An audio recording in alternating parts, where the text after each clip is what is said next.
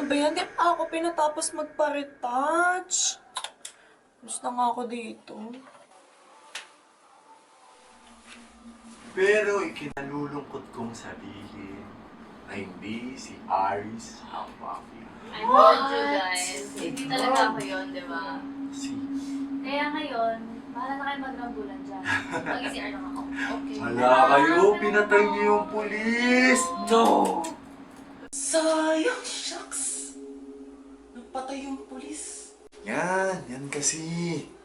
Kaya dapat mas mag-ingat ang mga tao sa mafia.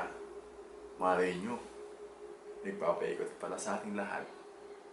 Nasa harapan nyo lang. At dahil epic fail ang first round, proceed tayo sa next, no? Apo. Pumikat na ulit ang lahat dahil pumatak na muli ang gabi. Good luck, guys. Mafia, maaari ka na muling lumabas.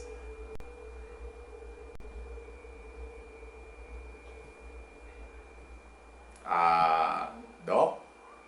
Mukhang may nangangailangan ng tulong mo.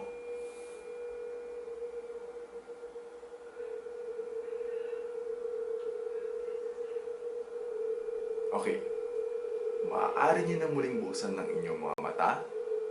Mga kababayan, sumapit na muli ang umaga. Gabi ng Disyembre, alas 11:30. Papauwi na sana ng kanyang bahay si Doc Andy, isang butihing doktor lula ng isang SUV. Kakatapos naman yung duty niya sa ospital. Pagod, gutom, antok. Gustuin na lang niya ng mahaba at mapayapang tulog.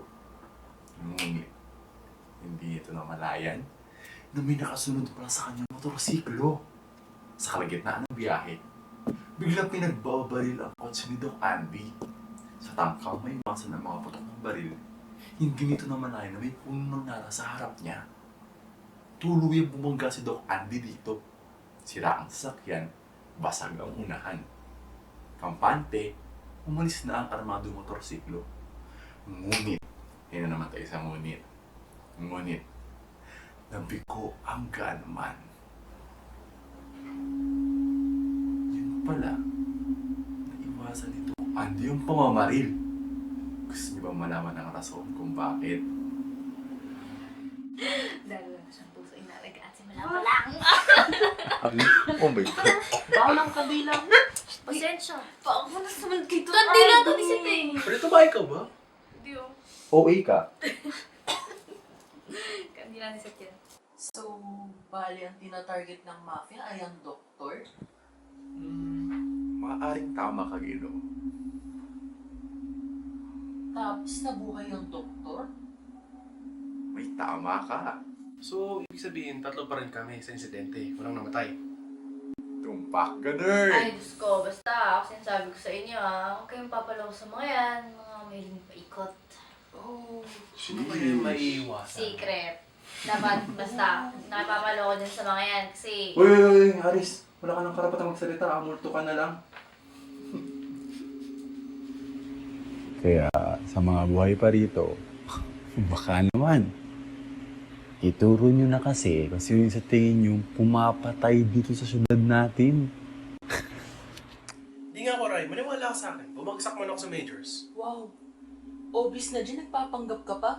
Halata naman sa kwento kanina, sabi, gusto magigante. Ano sabi mo kanina? Di ba gusto mong pagiganti si Lily? All clues point to you, bro. Pre, malabo din. Kasi lahat ng ebidensya halata sa'yo. Oh, talaga? Oh, tinan mo, ginagawa niya yung technique niya na papaawayin lahat para siya mukhang trustworthy. Sure ka dyan, Jake? Sure ka dyan? Sino ba sa ating dalawa ang two-face kapag nag-aaway, ha? Teka nga, balik tayo kay Mike. Kilala mo pa ba si Mike? Kilala mo, di ba?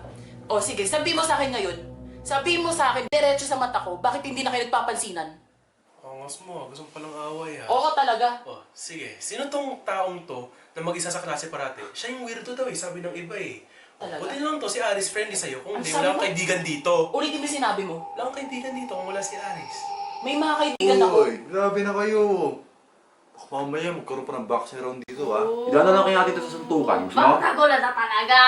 Kanino kayong babato? Uy! Ikaw yung mayor ng laro na to? Accountable ka kaya sa mga nangyayari dito? Be, joke lang. Maghahating gabi na! Voting na lang tayo, pero tahimik lang, ha? Grabe naman yung kapitbahay mo, Sid. Lagi bang ganyan yan? Sobrang nakakatakot yung boses. Parang mga 9 p.m. na kailangan tulog ka na. Kaya nga.